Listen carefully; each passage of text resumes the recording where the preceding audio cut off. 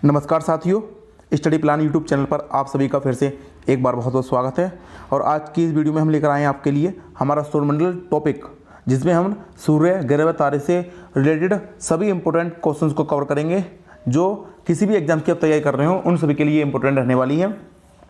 काफ़ी फ्रेंड्स की हमें रिक्वेस्ट आ रही थी कि आप ज्योग्राफी पर भी कोई टॉपिक वीडियो शुरू कीजिए, तो आज से हम ज्योग्राफी पर पहली वीडियो शुरू डाल रहे हैं और आज इससे द्वारा हमारी ज्योग्राफी की सीरीज शुरू हो जाएगी। और फ्रेंड्स, जिन लोगों को हमारी इस वीडियो की PDF फाइल डाउनलोड करनी हो वे हमारे टेलीग्राम चैनल पर जाकर वहाँ से हमारी PDF डाउनलोड कर सकते हैं और हमारे टेलीग्राम चैनल की लिंक इसी वीडियो के डिस्क्रिप्शन में दी गई है। तो आइए फ्रेंड्स शुरू करते हैं। और हाँ, आगे बढ़ने से पहले जो साथी हमारे चैनल पर नए हैं वे हमारे चैनल को सब्सक्राइब कर लें तथा पास में बेल आइकन के बटन को प्रेस कर लें ताकि हमारी हर वीडियो का नोटिफिकेशन उन तक पहुँच सके। तो आइए फ्रेंड्स शुरू करते हैं आज की वीडियो। और हम इन सभी डिजिटल मीडिया प्लेटफॉर्म पर उपलब्ध हैं, आप इन सभी पर हमको फॉलो और ज्वाइन कर सकते हैं। तो आइए फ्रेंड्स स्टार्ट करते हैं। ग्रह की गति का नियम किसने प्रतिपादित किया था? तो फ्रेंड्स, ये ज्योग्राफी के हमने सिर्फ वही सिलेक्टेड क्वेश्चंस लिए हैं जो एग्जाम में काफ़ी बार SSC हो, UPSC हो, रेलवे के एग्जाम्स हो, बैंक के एग्जाम्स हो, उनमें ये सब आ जाते हैं क्वेश्चंस पूछने में और स्टेट के अदर्स एग्जाम्स में भी आते हैं। तो हमने ऐसे ही क्वेश्चन को पिकअप किया है जिनकी आने की संभावना मोर देन 100% से भी ज़्यादा हम इसको मान कर चलते हैं। तो फ्रेंड्स देखते हैं पहला क्वेश्चन, ग्रह की गति का नियम किसने प्रतिपादित किया था? तो फ्रेंड्स ये किया था केपलर ने। तो आप इसको याद रखेंगे, केपलर ने ग्रह की गति का नियम प्रतिपादित किया था। सौरमंडल में कुल कितने ग्रह हैं? तो फ्रेंड्स सौरमंडल में कुल 8 ग्रह हैं, तो ऑप्शन ए सही हो जाएगा। सौरमंडल की खोज किसने की थी? तो इसका राइट ऑप्शन है ऑप्शन ए, कोपरनिकस ने सौरमंडल की खोज की थी। सूर्य के मध्य भाग को क्या कहा जाता है? तो फ्रेंड्स इसका राइट आंसर है ऑप्शन बी, प्रकाश मंडल। सूर्य के मध्य भाग को प्रकाश मंडल कहा जाता है। एक ग्रह की अपने कक्ष में सूर्य से न्यूनतम दूरी को क्या कहा जाता है? तो फ्रेंड इसको कहा जाता है उपसौर। जब ग्रह अपने कक्ष में सूर्य से न्यूनतम दूरी पर होता है तो उसको उपसौर कहा जाता है। और जब वह ग्रह अपने कक्ष में सूर्य से, देखिए फ्रेंड, ऐसे एक ग्रह वृत्ताकार पथ पर, दीर्घ वृत्ताकार पथ पर उसकी परिक्रमा करता है सूर्य की। अब यहाँ से सूर्य यहाँ पर है और ग्रह यहाँ पर है, तो जब ये ग्रह हमारा घूमते घूमते यहाँ पर आ जाएगा तो ये सूर्य से बहुत नज़दीक होगा, तो ये स्थिति उपसौर कहलाएगी। और जब ग्रह घूमते घूमते और यहाँ पहुँचेगा तो यहाँ पर ग्रह सूर्य से काफ़ी दूरी पर होगा, तो ये स्थिति क्या कहलाएगी हमारी? अपसौर। तो फ्रेंड इसका राइट आंसर होगा हमारा उपसौर, न्यूनतम दूरी उपसौर। सूर्य के सबसे दूर ग्रह कौन सा है? तो फ्रेंड सबसे दूर की ग्रह की बात हो रही है तो सबसे दूर ग्रह है हमारा वरुण, जिसको नेपच्यून भी कहा जाता है। सबसे दूर है और सबसे ज़्यादा ठंडा ग्रह है ये। बुध सूर्य का एक चक्कर कितने दिन में लगा लेता है? तो बुध सबसे ज़्यादा तेज़ी से लगाता है, तो बुध ऑप्शन ए राइट आंसर है। 88 दिन में सूर्य का एक चक्कर पूरा कर लेता है, जबकि हमारी पृथ्वी को सूर्य का एक चक्कर पूरा करने में 365 दिन, लगभग आप मान सकते हैं कि 1/4 दिन और इतना समय लगता है पूरा करने में, जबकि बुध 88 दिन में पूरा कर लेता है। तो बुध की स्पीड काफ़ी फास्ट है कंपेयर टू अर्थ। सबसे तीव्र गति से सूर्य का चक्कर लगाने वाला ग्रह है? तो फ्रेंड्स अभी हमने पीछे क्वेश्चन में देखा, सबसे तेज चक्कर लगाने वाला ग्रह बुध है, जिसको इंग्लिश में मरकरी कहते हैं, और जो 88 दिन में सूर्य का एक चक्कर पूरा कर लेता है। निम्नलिखित में से किस ग्रह का अक्षय झुकाव सबसे अधिक है? तो फ्रेंड्स सबसे ज़्यादा अक्षय झुकाव जिस ग्रह का अधिक है वह ग्रह ही बुध है। तो देखिए हमने बुध के बारे में 2-3 फैक्ट्स पढ़े। सबसे तेज गति से बुध चक्कर लगाएगा, सबसे ज़्यादा अक्षय झुकाव भी बुध का ही है। तो फ्रेंड हमने यहाँ पर इसको पढ़ा, सबसे कम इसका आवर्तकाल भी बुध का ही है। किस ग्रह को पृथ्वी की बहन कहा जाता है? तो पृथ्वी की बहन शुक्र ग्रह को कहा जाता है, क्योंकि लगभग पृथ्वी के समान ही इसका परिक्रमा काल है और लगभग पृथ्वी के समान ही आकार में है ये। शाम का तारा किस ग्रह को कहा जाता है? तो फ्रेंड्स का राइट आंसर होगा ऑप्शन बी, शुक्र को। शुक्र मतलब वीनस। वीनस को ही पृथ्वी की बहन, शाम का तारा या भोर का तारा इसको कहा जाता है, क्योंकि एक तो ये चमकीला बहुत होता है। चमकीला क्यों होता है? असल में ये सबसे ज़्यादा गर्म ग्रह है। सभी ग्रहों में सबसे ज़्यादा चमकीला शुक्र है। शुक्र चमकीला होने की वजह से इसके सर्वाधिक तापमान से है, अधिक तापमान है तो अधिक चमकता है ये, और इसीलिए इसको शाम का तारा भी कहा जाता है, क्योंकि आपको शाम होते होते तारा दिखने शुरू हो जाएगा, जबकि और तारे आपको लेट रात में दिखाई देते हैं, तो इसलिए इसको शाम का तारा कहा जाता है। सौरमंडल का सर्वाधिक गर्म ग्रह कौन सा है? तो फ्रेंड पीछे हमने पढ़ा कि सर्वाधिक गर्म ग्रह हमारा शाम का तारा अर्थात ऑप्शन सी शुक्र इसका राइट आंसर हो जाएगा। इंग्लिश में इसको वीनस कहते हैं। किस ग्रह को सौंदर्य का देवता कहा जाता है? तो फ्रेंड्स का राइट आंसर है ऑप्शन बी, शुक्र को ही सौंदर्य का देवता कहा जाता है। बिना उपग्रह वाले ग्रह हैं। तो फ्रेंड्स हमारे ग्रह सौरमंडल में 2 ग्रह ऐसे भी हैं जिनके कोई उपग्रह अर्थात सैटेलाइट है ही नहीं। तो फ्रेंड्स वो कौन कौन से उपग्रह हैं? तो वो है हमारे बुध और शुक्र। ये 2 ऐसे ग्रह हैं जिनके अपना कोई सैटेलाइट है ही नहीं, बाकी सबके अपने एक या एक से अधिक उपग्रह हैं। पृथ्वी की उपसौर स्थिति किस महीने में होती है? तो फ्रेंड्स जो हमने पीछे पढ़ा, उपसौर मतलब पृथ्वी जब सूर्य के सबसे नज़दीक आ जाती है, सन है ये, सन के सबसे नज़दीक जब पृथ्वी होगी तो उपसौर है, और जब सन से दूर होगी तो अपसौर है। तो उपसौर की स्थिति फ्रेंड्स ये जनवरी में होती है। और ये कब होती है जनवरी में भी? 3 जनवरी को। नीला ग्रह के नाम से जाना जाता है। फ्रेंड्स ये क्वेश्चन बहुत बार पूछा जाता है, कई बार बच्चे इसमें कन्फ्यूज हो जाते हैं, हालांकि कन्फ्यूज होने की इसमें कोई ऐसी बात नहीं है। तो नीला ग्रह कहा जाता है हमारी पृथ्वी को, क्योंकि पृथ्वी पर जल सर्वाधिक है और जल की चमक के कारण ही पृथ्वी आसमान या अंतरिक्ष से देखने पर नीली दिखाई देती है, इसलिए पृथ्वी को नीला ग्रह कहा जाता है। सूर्य और पृथ्वी के मध्य न्यूनतम दूरी होती है। तो फ्रेंड न्यूनतम दूरी का मतलब उपसौर। उपसौर कब होगा? तो हमने पीछे पढ़ा भी, उपसौर जो होगा वो उपसौर 3 जनवरी को होगा। तो इसका राइट आंसर है ऑप्शन डी, 3 जनवरी। तो फ्रेंड्स आपको यहाँ तक ये तैयार करके चलने हैं। सूर्य पृथ्वी के मध्य अधिकतम दूरी कब होती है? तो जस्ट इसका अपोजिट उपसौर का अपोजिट अपसौर, और अपसौर हमने बताया आपको ये होगा आपका जुलाई में। तो जुलाई में 4 जुलाई को। तो इसका option A 4 July correct answer है। क्वेश्चन नंबर 19 देख लेते हैं। पृथ्वी पर दिन रात की अवधि समान होती है। तो पृथ्वी पर कब दिन रात की अवधि समान होती है, कहाँ पर होती है? तो ये हमारी भूमध्य रेखा पर सदैव समान रहती है। दिन भी और रात भी दोनों ही 12-12 घंटे के होते हैं, जबकि हमारे कर्क रेखा और मकर रेखा पर दिन और रात की अवधि घटती बढ़ती है। इक्विनॉक्स का क्या तात्पर्य है? तो इक्विनॉक्स उस तिथि को कहते हैं जब दिन और रात समान अवधि के होते हैं। जब दिन और रातें समान अवधि पीरियड की हो जाती हैं तो उसको कहते हैं इक्विनॉक्स। दक्षिणी गोलार्ध में सबसे लंबा दिन कब होता है? तो फ्रेंड जब दक्षिणी गोलार्ध में सबसे लंबा दिन होगा तो तब उत्तरी गोलार्ध में से छोटा होगा, और जब उत्तरी गोलार्ध में होगा तो दक्षिणी गोलार्ध में होगा। तो इस हिसाब से दक्षिणी गोलार्ध में सबसे लंबा दिन होता है आपका 22 दिसंबर को, जबकि अपने यहाँ 22 दिसंबर को सबसे छोटा दिन हो जाता है, क्योंकि हम भारत में रहते हैं और भारत अपना उत्तरी गोलार्ध में स्थित है। किस तिथि को उत्तरी गोलार्ध में सबसे लंबा दिन होता है? तो सबसे लंबा दिन हमारे यहाँ 21 जून को सबसे लंबा दिन हो जाता है गर्मी में, और जबकि उस समय दक्षिणी गोलार्ध में सबसे छोटा दिन हो रहा होता है। पृथ्वी की अपनी कक्षा में गति है, अर्थात पृथ्वी अपनी कक्षा में किस दिशा से किस दिशा की ओर घूमती है? तो पृथ्वी पश्चिम से पूर्व की ओर घूमती है। कई बार लोग कंफ्यूज होते हैं कि सूरज तो पूर्व से निकलता है और पश्चिम को जाता है, तो पृथ्वी कैसे घूम जाती है उल्टा? तो फ्रेंड्स आप ये सोचिए, अगर ये अर्थ है और अगर अर्थ में हम सुबह को सन यहाँ देखते हैं सामने धरातल पर एक क्षैतिज अवस्था में, और सूरज दिन में चढ़ते चढ़ते ऊपर 12 बजे यहाँ आता है और रात शाम को होते इधर छिपता है, तो आप ये सोचिए आप पृथ्वी पर इधर हैं, अगर पृथ्वी भी इधर कोई घूमेगी, पूर्व से पश्चिम को ही घूमेगी, तो फिर तो हम उसके सूर्य के साथ साथ घूमेंगे। तो फिर दोनों चीज़ जब देखिए पृथ्वी और ये सन और दोनों ही साथ साथ घूमने लगे, तो हम भी इस तरह घूमते हुए यहाँ पहुँचेंगे नीचे और सन भी यहाँ पहुँचेगा, तो हमें तो सन अब भी यहाँ 36 पर दिखाई देगा जब हम इसको देखेंगे। तो इसीलिए हम तो पृथ्वी तो घूमती है इधर को, और जबकि सन तो अपनी जगह रहता है, इससे हालांकि चक्कर वो भी लगाता है पूरी आकाशगंगा, लेकिन उसका चक्कर काफ़ी बड़ा और कई लाख सालों का होता है, तो इसलिए वो हमारे तुलना में स्थिर दिखाई देता है। और हम जब घूमते हुए आते हैं तो हम इस तरह से नीचे जाते रहते हैं, तो हमको पहले ये दिखता है सामने, फिर हम जब नीचे पहुंच जाते हैं हमको दिखता है ऊपर, फिर इस तरह से हमको दिखता है कि वो छिप गया और रात हो गई, फिर अगले दिन हम फिर निकल के इधर सामने से आ जाते हैं। हम क्या मतलब पृथ्वी घूम के आ जाती है और हम इस पर होते हैं, तो हम भी इसके साथ साथ चक्कर लगाते रहते हैं।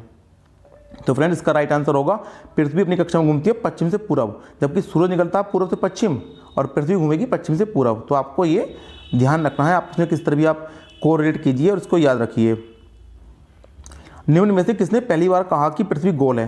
तो ये सबसे पहले एक बार कहा था अरस्तु ने, अरिस्टोटल कई जगह लिखा मिलेगा आपको इंग्लिश में, तो अरस्तु ने ये पहली बार कहा था कि पृथ्वी गोल है। प्रथम बार मंगल ग्रह पर उतरने वाला अंतरिक्ष यान है, तो मंगल ग्रह पर सबसे पहले यान कौन सा होता था? पाथफाइंडर। ये आपको ध्यान रखना है, ये असल में स्टैटिक जीके है जो कि चेंज नहीं होती। सौरमंडल का सबसे बड़ा ग्रह कौन सा है? तो सबसे बड़ा ग्रह हमारा बृहस्पति है, जिसको जुपिटर भी कहते हैं। इंग्लिश में भी मैं आपको बता देता हूँ, कुछ फ्रेंड्स को कन्फ्यूजन न रहे। जुपिटर सबसे बड़ा ग्रह है अपना सौरमंडल का। निम्नलिखित में से किस ग्रह के चारों ओर स्पष्ट बलय बने हैं? बलय मतलब छल्ले। ग्रह के चारों ओर छल्ले से बने हैं, गैसों के असल में छल्ले हैं वो। और वो हमारा कौन सा ग्रह है? वो ग्रह है शनि, जिसको इंग्लिश में कहते हैं सैचुरन। तो इसके चारों ओर स्पष्ट रूप से बले बने हैं। हालांकि बले तो अरुण के चारों तरफ भी हैं, वरुण के चारों तरफ भी हैं, लेकिन वो इतने स्पष्ट नहीं है कि हम उनको छल्ले मान सकें या उनको दूर से देखा जा सके। लेकिन शनि के छल्ले अगर टेलीस्कोप से या बड़ी दूरबीन से देखेंगे तो आपको साफ दिखाई देंगे। और जब असल में वो गैसों का और धूल का जमा हुआ एक प्रकार से कह सकते हैं जमा हुआ वातावरण ऐसा है जो शनि के साथ साथ चक्कर लगा रहा है। तो इन्हीं को ही हम शनि ग्रह के छल्ले या बलय कहते हैं। शांत समुद्र और तूफानों का महासागर निम्न में से कहाँ स्थित है? तो फ्रेंड्स, ये शांत समुद्र और तूफानों का महासागर ये स्थित है ऑप्शन ए चंद्रमा पर। ये आपको ध्यान रखना है। क्षुद्र ग्रह किन ग्रहों के बीच में पाए जाते हैं? फ्रेंड्स, क्षुद्र ग्रह होते हैं, काफ़ी छोटे छोटे ग्रह होते हैं, इनका कोई अपनी स्थिति नहीं होती और को आप असल में किसी ग्रह से टक्कर के फलस्वरूप टूट के बने होते हैं। तो ये इनकी एक पट्टी से पाई जाती है। तो हमारे ये सब इधर मंगल है और इधर बृहस्पति है। इन मंगल बृहस्पति के बीच में जो खाली जगह है, तो इस स्पेस में काफ़ी मात्रा में क्षुद्र ग्रह हैं, बल्कि ये मानिए क्षुद्र ग्रहों की एक बेल्ट सी है। तो इसीलिए ये माना जाता है कि मंगल और बृहस्पति ऑप्शन सी के बीच में क्षुद्र ग्रह काफ़ी बड़ी संख्या में घूम रहे हैं, मूव कर रहे हैं। तो इसका राइट आंसर होगा ऑप्शन सी मंगल और बृहस्पति। सीजीगी क्या है? सीजीगी देखिए फ्रेंड, ये बिल्कुल ये डिफरेंट वर्ड है, SYGY सीजीगी। तो सीजीगी एक घटना होती है, उसमें क्या होता है, सूर्य पृथ्वी और चंद्रमा एक ही सीधी रेखा में जाते हैं। हमारा सूर्य सन हो गया, हमारी अर्थ हो गई और मून हो गया, ये तीनों बिल्कुल एक ही लाइन में जब होंगे तो इसको सीजीगी नाम दिया गया है इस घटना को। तो इसका ऑप्शन ए राइट आंसर होगा। चंद्र ग्रहण कब घटित होता है? तो फ्रेंड्स, ये आपको ध्यान रखना है कि चंद्र ग्रहण हमेशा पूर्णिमा के दिन ही घटित होगा, और जबकि सूर्य ग्रहण अमावस्या के दिन घटित होता है। तो आपको ये ध्यान रखना है। पृथ्वी का प्राकृतिक उपग्रह है? तो पृथ्वी का एकमात्र प्राकृतिक नेचुरल सैटेलाइट है आपका चंद्रमा, जबकि पृथ्वी के बहुत अनेक उपग्रह हो गए हैं इसमें सैटेलाइट। लगभग हर देश ने अपना एक नहीं एक देश ने कई लॉन्च कर रखे हैं अपने सैटेलाइट। लेकिन प्राकृतिक जो असल में प्रकृति ने दिया है हमें, तो वो चंद्रमा हमें दिया है, और वो सैटेलाइट हमारा नेचुरल सैटेलाइट है। निम्नलिखित में से किन तिथियों को सूर्य की किरणें विषुवत रेखा पर सीधी पड़ती हैं? तो विषुवत रेखा पर सीधी पड़ती हैं तो फ्रेंड्स 21 मार्च को पड़ती हैं और 23 सितंबर को पड़ती हैं। तो इसका राइट आंसर होगा ऑप्शन डी, इनमें से कोई नहीं, क्योंकि इसमें दोनों ही ठीक है और इनमें से ऑप्शन दोनों का दिया नहीं है, तो इसलिए इनमें से कोई नहीं को हम राइट लगाएंगे। तो दोनों ही तारीखों को सूर्य की किरणें विषुवत रेखा पर सीधी पड़ती हैं। यदि पृथ्वी एवं अंतरिक्ष के बीच में से वायुमंडल को हटा हुआ माना जाए तो आसमान का रंग कैसा होगा? तो फ्रेंड्स, आसमान का रंग होगा काला।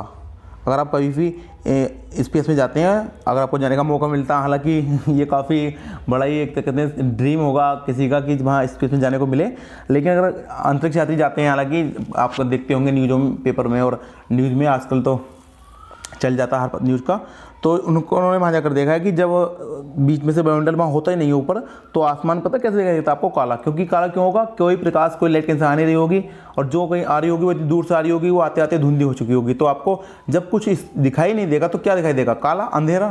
तो इसलिए अगर वायुमंडल ना हो तो आपको ये काला दिखाई देगा आसमान। वो तो वायुमंडल हमारे प्रकाश को रोक लेता है और वहाँ से परावर्तित होता है, इसी वजह से हमको आसमान का रंग आसमानी दिखाई देता है। अब फ्रेंड्स, आसमानी दिखने के पीछे भी एक बहुत बड़ी वजह है कि हमको आसमानी ही क्यों दिखता है। भाई दिखने को तो लाल दिख सकता है, काला दिख जाए, वो लाल दिख जाए, पीला दिख जाए, नीला दिख जाए, लेकिन आसमानी क्यों दिखता है? तो आसमानी के ऊपर भी एक सबसे बड़ी, आपने सुना होगा साइंस में बिबजियोर करके रंगों का पैटर्न सुना होगा आपने, बिबजियोर, BIBGYOR। तो बिबजियोर में सबसे लास्ट में आपने देखा वायलेट। तो वायलेट होता है बैगनी। सबसे ज़्यादा जो डिस्पर्जन मतलब रंग के फैलने का जो होता है वो बैगनी का होता है। बैगनी से हल्का होता है इंडस, आसमानी रंग का।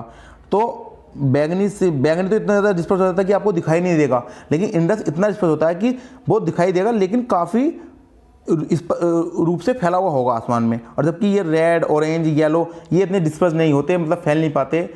बीच में आसमान में अशुद्धियाँ हुई हैं, पानी के कण हुए, जलपास के कण हुए, तो इसलिए इनका डिस्पर्जन कम होता है। और आसमानी रंग का डिस्पर्जन मतलब कह सकते हैं फैलाव, छितराना अधिक होता है, जिस वजह से पूरे आसमान में आपको फैले हुए से नजर आते हैं और आपको आसमान का रंग आसमानी दिखता है। तभी तो आपने देखा होगा कि कभी भी कोई ट्रैफिक सिग्नल हो और कोई इमरजेंसी सिग्नल हो और डेंजर का हो तो आपको लाल दिखाई बनाया जाता है। अस्पतालों में अगर कहीं आग लग जाए तो जो आग के लिए लगे होते हैं ना कि फायर एग्जॉस्टर, तो वो भी लाल रंग के बनाए जाते हैं। फायर ब्रिगेड की गाड़ियाँ लाल रंग की होती हैं। क्यों? क्योंकि लाल रंग आपको दूर से दिखा सकता है और इसका फैलाव बहुत कम होता है। तो फ्रेंड्स, ये आपको किसी दिन साइंस की क्लास लेंगे, उसमें समझाएंगे पूरे रंग कलर्स के डिस्पर्जन के बारे में।